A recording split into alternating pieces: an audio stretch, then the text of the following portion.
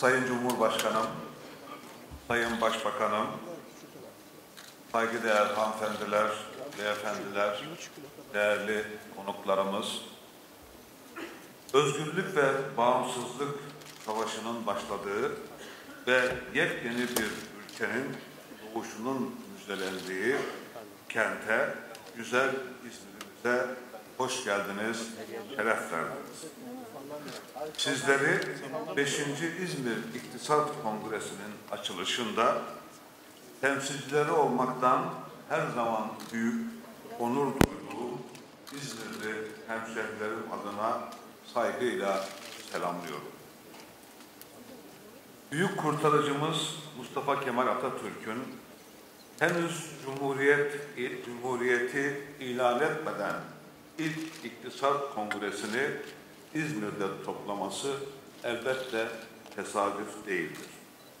Kentin yurtseverliği, gelişmişliği, dışa açıklığı, hoşgörü ve demokrasi kültürünün zenginliği kongrenin İzmir'de yapılmasının en büyük etkenidir. Ve İzmirliler bundan büyük bir gurur duymaktadır. Evet, esas hedef yeniden uygarlığa katılma meselesidir. Türkiye'nin varoluşunda uygarlığa yeniden katılmasında odak noktasıdır İzmir. Diğer taraftan demokratik bir ülkenin ilk tohumları da bu kongrede atılmıştır. 17 Şubat 4 Mart 1923 tarihlerinde gerçekleştirilen ilk kongrenin davetli ve katılımcılarına bakıldığında tüm toplum kesimlerinin yer aldığı, görüş, öneri ve beklentilerini paylaşıldığı görülmektedir. Mustafa Kemal böylece çağının çok ötesinde görüşlere sahip öncü bir lider olduğunu bir kez daha ortaya koymuştur. Dileğimiz bu kongrenin ülkemiz ve insanlarımızın ihtiyaç ve beklentilerine cevap niteliğinde sonuçlar üretmesidir. Kongre zamanlaması oldukça doğru belirlenmiştir. Bugün dünya ve Türkiye ekonomisinin içinde bulunduğu koşullar dikkatle incelendiğinde bir dönüşüm zorunluluğu kendini fazlasıyla hissettirmektedir. Aksi takdirde bu durağan ekonomik iklim 2020'li yıllara kadar sürebilecektir.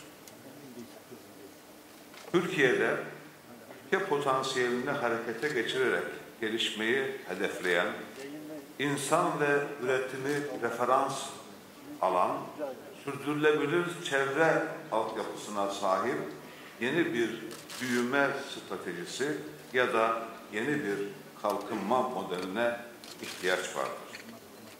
Üretim mutlaka teşvik edilmelidir. Tarım ve hayvancılığımız mutlaka desteklenerek üretim ve ihracat potansiyelimiz artırılmalıdır.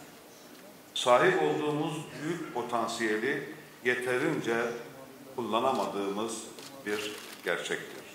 Bu sadece bugünün sorunu değildir. Geçmişten gelen bir rahatsızlıktır. Türkiye artık bu rahatsızlıktan kurtulmak durumunda. Bunun yolu üretimdir. İşçilerin verimliliğini artırmaktır. Bunun yolu ücret politikalarının yeniden gözden geçirilmesidir. Taşeronlaşma mutlaka kaldırılmalıdır. Ama mutlaka asgari ücret gibi azami ücret de belirlenmeli. Ülke ekonomisinin üretebileceği optimum ücret belirlenmelidir. Bunun için mutlaka yasal düzenlemeler gerekmektedir. Ama bu arada asgari ücret gibi azami ücretin de tekrar altına çiziyor. Mutlaka belirlenmesi gerekmektedir. Sendikalarımız işverenle el ele üretimin, verimliliğin ve karlılığın artması için mücadele etmelidir.